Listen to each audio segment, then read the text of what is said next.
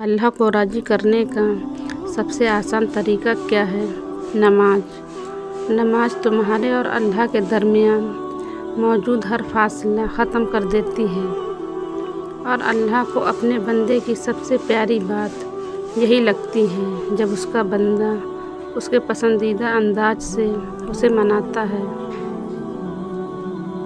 जब तुम अल्लाह की मोहब्बत का हक़ अदा करने के बाद अपनी मोहब्बत की आरज़ू करते हो ना, तो अल्लाह उस आरज़ू पे एकदम कुन फरमा देता है और फिर अल्लाह कहता है, तूने मुझे मेरी पसंद से राज़ी किया है ना, तो मैं भी तुझे तेरी ही पसंद से राज़ी करूँगा।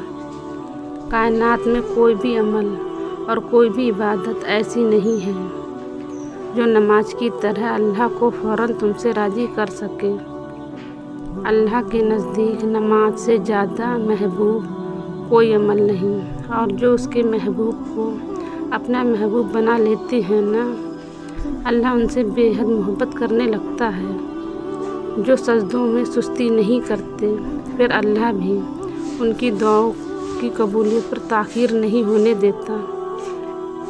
याद रखो, नमाज आज़माइश में अल्लाह के तुम्हारे लिए सबसे बड़ी पनाहगाह है, और जो उसकी पनाह में होते हैं उनका बड़े से बड़ा तूफ़ान भी कुछ नहीं बिगाड़ सकता।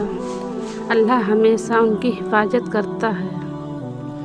नमाज तो तुम्हें तुम्हारे रब के दरमियान एक गुफ्तगू है, जिसका आधा हिस्सा अल्लाह को उसकी हम्द सुनाकर राज़ी करना है और आधा हिस्सा अपनी दुआओं को उसकी बारगाह में रख देना है।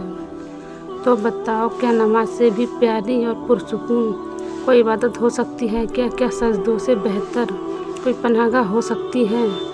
कुरान कहता है, नमाज और सब्र से मदद मांगो।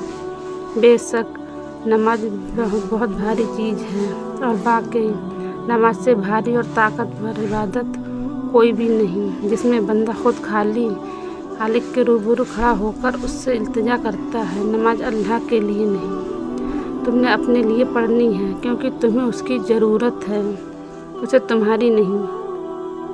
तुम उसे वक्त दो, वो तुम्हें वक्त देगा। तुम उसे बोझ ना समझो, वो तुम्हारे कंधों का बोझ हल्का कर देगा। तो फिर नमाज नहीं छोड़नी, क्योंकि पहला सवाल रोज़े महशर इसी का होगा, और अगर पहले सवाल पर ही फेल हो गए तो कहाँ जाओगे? तौबा और मोहब्बत समझ कर पढ़ोगे तो खुदा की कसम नमाज तुम्हें कभी मुश्किल नहीं लगेगी। एक दफ़ा पढ़ोगे तो दूसरी बगैर पढ़े बगैर दिल तड़पेगा। एक दफ़ा कोशिश करोगे तो दूसरी दफ़ा अल्लाह तुम्हें खुद बुला लेगा।